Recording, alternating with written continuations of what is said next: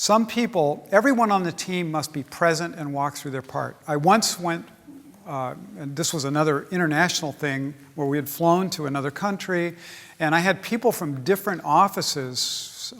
We had, 25, 27 offices, I can't even remember now. And we had specialists in each office, and often we would combine specialists, especially if it was like in a category where we thought it would be an advantage to bring someone in who had experience in the category. And they might be from the Johannesburg office, or they might be from the Hong Kong office, and they have some specialty experience in this category. But we've never worked with them before. And so rehearsals are really important then. You've got a multinational team. You're all flying in someplace to make a presentation to a client that's really important to you. So the rehearsal is a chance for you all to get to know each other a little bit and so on.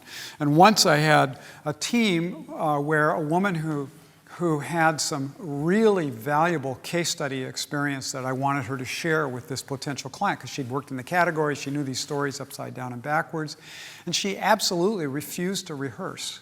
It was like, we're in the morning, the same day as the presentation. We'd all gotten in the day before, and different time zones, and people are a little sleepy, and it's 10 o'clock in the morning in a strange city, and she's like absolutely refusing to rehearse.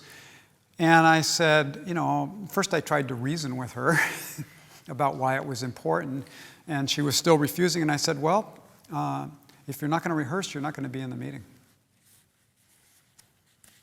Because it was that important. It was that important to me. And then she did agree to rehearse. So I really make it a point to rehearse. Everyone in the team must be present and be willing to do their part. One of the other things is not everybody is really good at reading your opposite members across the table, the potential client.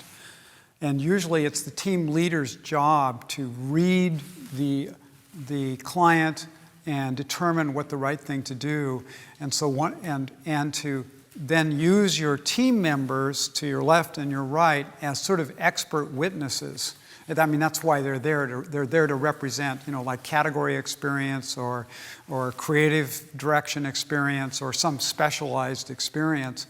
And they speak to that, and maybe they show slides or show a little movie or to illustrate their points.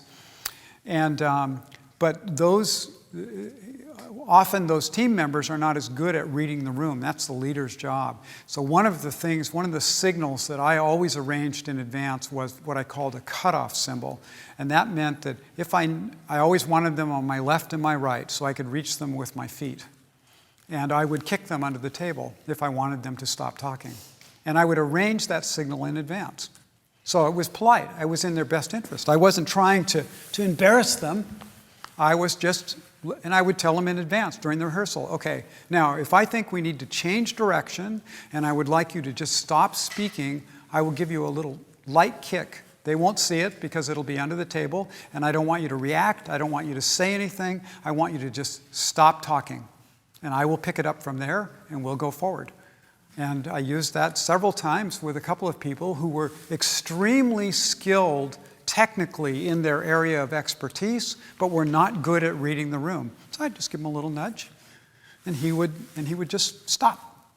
And I would just pick it up and change the course, and no one would even notice. It was amazing. It worked great.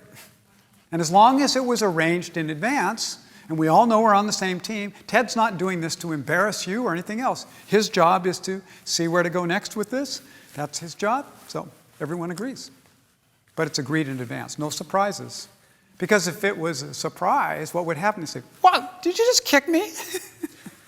Yeah. What if you get there and there's like a glass table?